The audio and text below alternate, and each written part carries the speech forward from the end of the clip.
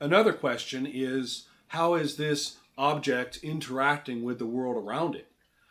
You already see that that's intimately connected to the question of exactly how it works. But we can ask very good questions about what on earth an octopus is doing with its tentacles or what I'm doing with my hands. Right now, I'm using it as a communicative device.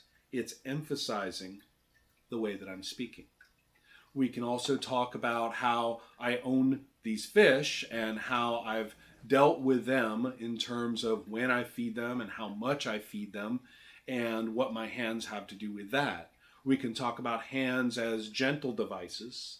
We can talk about hands as extremely ungentle devices. We can talk about their use of tools. We can talk about the way that tools are made in a fashion that is so connected with the properties of the human hands that if we were to encounter some kind of tool-making creature that wasn't a human and didn't have hands at all, I'm not even sure we would recognize what they're using as tools in the first place.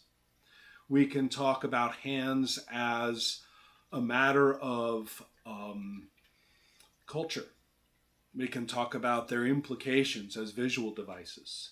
We can talk about them as what it means to touch another person with, say, your shoulder in a social situation as a matter of movement, or as opposed to what the meaning is to the other person if you've actually used your hand.